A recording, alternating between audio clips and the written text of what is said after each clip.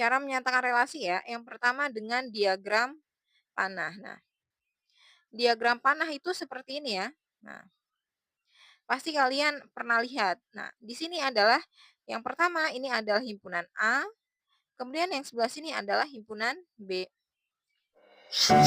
Hai guys, Selamat datang di ruang angkana. ya, ingat matematika, ingat? Ingat ruang angkana. Ya, selamat menonton videonya.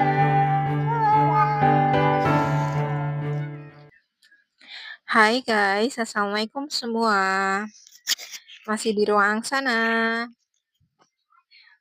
Bagaimana kabar teman-teman hari ini? Mudah-mudahan pada sehat selalu. Pada video kali ini, ruang sana akan membahas tentang relasi dan fungsi. Nah, ini adalah materi SMP ya. Pertama, kita akan bahas relasi terlebih dahulu. Apa itu pengertian relasi? Nah, di sini pengertian relasi.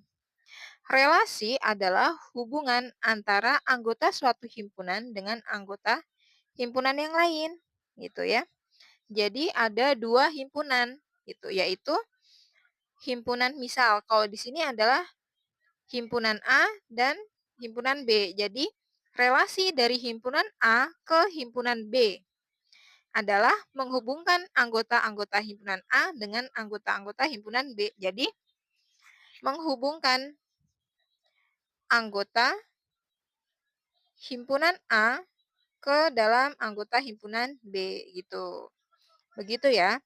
Jadi relasi itu adalah hubungan antara anggota suatu himpunan dengan Ruang anggota angkana. himpunan yang lain. Misalkan contohnya di sini adalah ada himpunan A, yaitu himpunan A 1, 2, 3, dan himpunan B adalah A, B, C. Nah, anggota-anggota himpunan A dan B dapat dihubungkan dengan relasi faktor dari, gitu ya.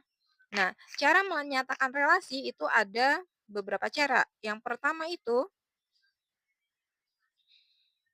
nih, cara menyatakan relasi ya, yang pertama dengan diagram panah. Nah, diagram panah itu seperti ini ya. Nah, pasti kalian pernah lihat. Nah, di sini adalah yang pertama ini adalah himpunan A, kemudian yang sebelah sini adalah himpunan B. Nah, ini adalah relasi. Jadi yang anggota A itu ada anggota himpunan A itu 1, 2, 3 dan anggota himpunan B adalah A, B, C gitu ya. Nah, 1 itu bisa ke A, bisa ke B gitu. Kemudian 2 itu memiliki anggota B, 3 itu B dan ke C. Itu adalah diagram panah. Kalau yang gambarnya seperti ini, itu merupakan diagram panah. Itu cara yang pertama. Kemudian, cara menyatakan relasi yang pertama ya. Kemudian yang kedua, menggunakan diagram Kartesius. Nah, diagram Kartesius ini teman-teman juga pasti sudah mengetahuinya ya. Jadi, di sini adalah ini himpunan A, yang ini itu himpunan A, kemudian yang A, B, C ini adalah himpunan B. Tadi satu itu pasangannya dengan A, satu pasangannya dengan A, dan dengan B. Makanya titiknya ada di sini. Nah, ya. Satunya 1 ke atas, kemudian A, kita tarik sini. Kemudian 1 B, berarti masih tetap 1, kemudian di B, gitu. 2 dengan B, berarti 2 kita tarik sampai dengan B. Kemudian 3 tadi ada dengan B, ada juga dengan C, berarti 3 sampai ke B, kemudian 3 juga sampai ke C. Nah, titik koordinatnya di sini berarti ya. Nah, itu adalah diagram Kartesius. Nah, cara yang ketiga adalah menggunakan himpunan pasangan berurutan. Nah, himpunan pasangan berurutan ini adalah memasangkan secara berurutan gitu. Namanya juga berurutan ya. Jadi, memasangkan himpunan dengan cara berurutan. Yang tadi kan himpunan A dan himpunan B ya. Berarti 1A, 1, A. Kemudian 1, B, 2, B, 3, B, dan 3, C. Seperti itu. Nah, itu adalah himpunan pasangan berurutan. Jadi relasi itu bisa disajikan dengan 3 ya. Pertama tadi diagram panah, ya kan? Ini tadi yang pertama diagram panah.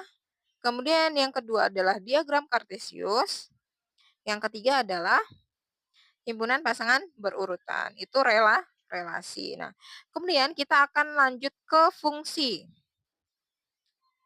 Fungsi atau pemetaan. Pengertian fungsi. Nah, di sini kita cari tahu dulu apa sih fungsi itu. Nah, fungsi dari himpunan A ke himpunan B merupakan relasi yang menghubungkan setiap anggota himpunan A tepat satu anggota himpunan B. Jadi, himpunan A, misalkan nih himpunan A, ini himpunan B, itu hanya boleh satu ke himpunan B. Jadi, nggak boleh lebih ya. Kalau tadi kan fungsi yang relasi itu, nih, yang relasi itu satunya boleh ke A dan boleh ke B gitu kan. Tiganya bisa ke B, bisa ke C. Tapi berbeda dengan fungsi. Fungsi itu eh, menghubungkan setiap himpunan A tepat satu ke himpunan B. Jadi bolehnya cuma satu. Jadi yang ini himpunan A satu ke sini, satu ke sini, ya gitu. Seperti itu, nggak boleh misalkan satunya ke bawah juga gitu, tidak boleh ya. Nah, gitu. Jadi bolehnya cuma tepat satu anggota himpunan B gitu. Ya, itu adalah fungsi.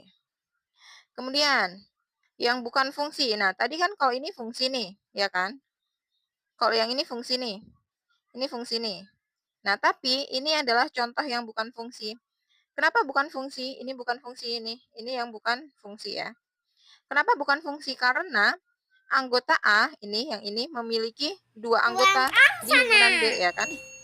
Ini ke sini, ini juga ke sini. Nah, ini adalah tidak boleh atau disebut bukan pemetaan atau bukan fungsi ya. Jadi paham ya yang fungsi yang mana, yang bukan fungsi yang mana gitu ya. Kemudian ini adalah tidak semua anggota himpunan A dihubungkan dengan anggota himpunan B. Yang ini nggak ada anggotanya, ya kan? Ini mana? Harusnya ke sini gitu. Oke? Nah, di fungsi itu ada yang namanya domain, kodomain, dan range. Domain itu adalah daerah asal. Kodomain adalah daerah kawan dan daerah hasil itu adalah range, ya. Kalian harus ingat-ingat ini, tiga unsur ini dalam fungsi ya. Ada domain, kodomain, dan range ya. Nah, di sini ada himpunan A dan himpunan B. Himpunan A anggotanya itu adalah 1, 2, 3, 1, 2, 3. Himpunan B adalah A, B, C. Nah, yang disebut domain atau daerah asal ini adalah himpunan A. Himpunan A ini adalah domain atau daerah asal. Nah, kodomain atau daerah kawan itu yang himpunan B. Daerah hasil itu adalah yang anggotanya B tapi yang punya anggota di A. Jadi hasilnya. Hasilnya mana? Yang A dan yang B. Kenapa C enggak? Karena C tidak termasuk pasangannya dari A. Begitu ya. Nah, itu cara membedakannya domain, kodomain, dan range ya. Seperti itu. Nah, lanjut kita ke banyaknya fungsi.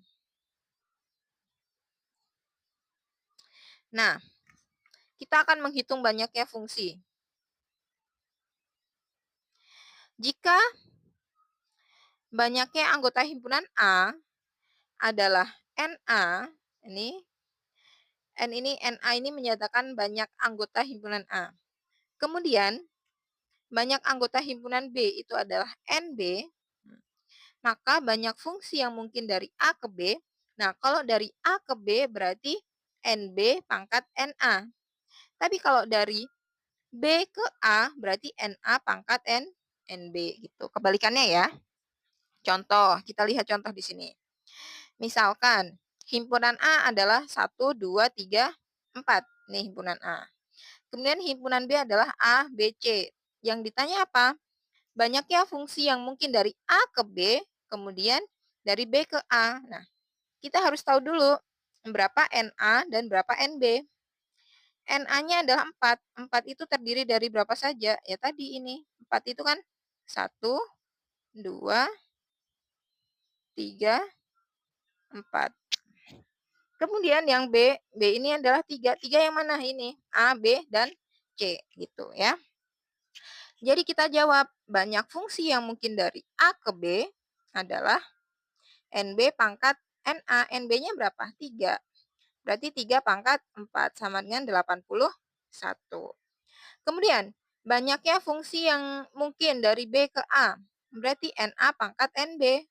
Na-nya berapa? Na 4. Pangkat NB 3. Berarti 4 pangkat 3 yaitu 64. Begitu ya. Kemudian, lanjut. Nah, teman-teman paham ya? Lanjut ke notasi dan rumus fungsi linier. Nah, notasi fungsi linier. Nah, fungsi linier itu dinotasikan dengan fx. Biasanya gini, fx. Fx itu ax Buang plus b, di mana sana. x ini itu adalah nama fungsinya.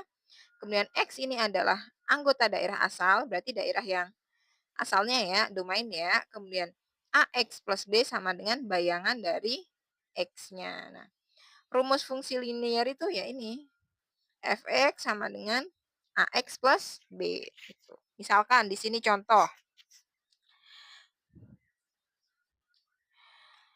Contoh fx sama dengan 2x plus 2. Nilai fungsi untuk x sama dengan 2 adalah, nah, x ini kita masukin, kita gantikan dengan x-nya itu kita ganti dengan 2. Ini adalah nilai x kan? X sama dengan 2, ya kan? Berarti ini rumusnya kan tadi 2x plus 2. Berarti 2 kali 2, 2 kali 2 tambah 2. 2 kali 2 berapa? 4. 4 tambah 2 yaitu 6 gitu ya. Nah, itu ada fx. Jadi kita memasukkan nilai x. X-nya yang diminta berapa? Nah, kalau di sini yang diminta adalah x-nya itu 2. Misalkan x-nya yang diminta 5, berarti di sini 2 kali 5. Begitu ya, teman-teman ya. Nah, ini sekarang adalah grafik fungsi linier. Soalnya seperti ini, gambarlah grafik fungsi fx sama dengan 2x plus 2. Nah, langkah pertama adalah menentukan titik potongnya, titik potong sumbu X dan Y. Karena kalau kita mau menggambar grafik fungsi, berarti kita akan menggambar seperti ini ya, diagram kartesius gitu ya. Sama, nanti di mana kita bisa ke sini atau ke sini seperti itu. Jadi kita harus mengetahui sumbu X dan sumbu Y-nya berapa. Nah, pertama adalah titik potong dengan sumbu X jika fx sama dengan 0. Jadi ini kita misalkan 0, fx-nya sama dengan 0. Jadi x-nya kita ganti 0. 2 kali 0 tambah 2. Nah, 2-nya kita pindah ruaskan. Yang positif jadi negatif. Jadi 2x sama dengan min 2. Nah, x berarti menjadi 2 dibagi min 2. Jadi x-nya adalah min 1. Jadi diperoleh titik min 1,0. Ini adalah titik yang pertama. Kemudian, titik potong dengan sumbu Y. Jika x-nya 0, jadi x-nya kita ubah 0. 2 kali 0 tambah 2. 2 kali 0, 2. Tambah 2, 2. Berarti memperoleh titik 0,2. 2. Yang di depan ini adalah X, yang di belakang adalah Y. Jadi kita sudah punya titik potong min 1,0 dan 0,2. Nah, kalau sudah seperti itu, kita masukkan. Nah, min 1,0, min 1,0 berarti di sini ya, min 1,0. Kemudian yang satunya adalah 2,0. Berarti di sini sudah dapat titiknya. Nah, ditarik garis lurus seperti ini. Nah, itu adalah apa namanya? Grafik fungsi linier. Jadi, langkah pertama adalah menentukan titik potong sumbu X dan sumbu Y. Begitu ya. Dan yang terakhir adalah korespondensi satu-satu. Korespondensi satu-satu itu apa? Nah, suatu fungsi disebut korespondensi satu-satu jika setiap anggota A tepat berpasangan dengan setiap anggota B. Jadi, sama-sama punya pasangan di A dan di B, tapi tetap tepat sah satu.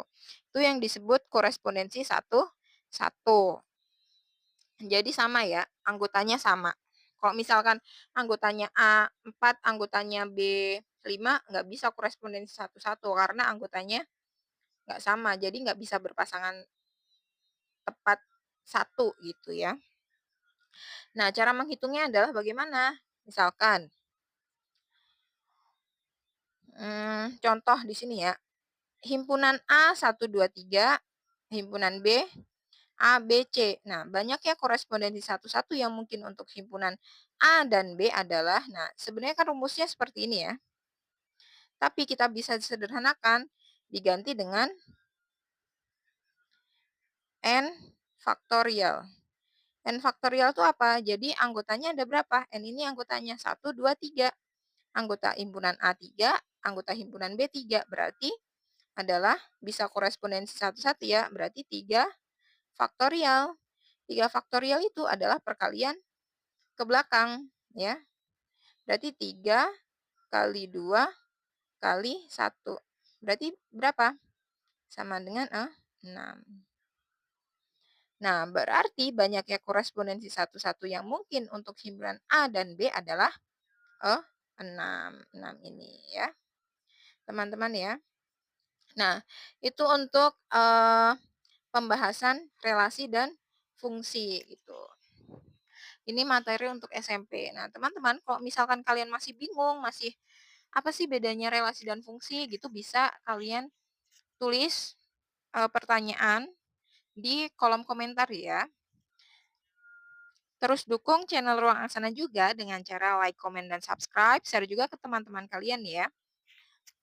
Jangan lupa nyalakan lonceng untuk mengetahui kalau Ruang Aksana ada video terbaru ya. Sekian dari Ruang Aksana. Sampai jumpa di video selanjutnya. Bye-bye. Assalamualaikum. Jangan lupa like, komen, dan subscribe. subscribe.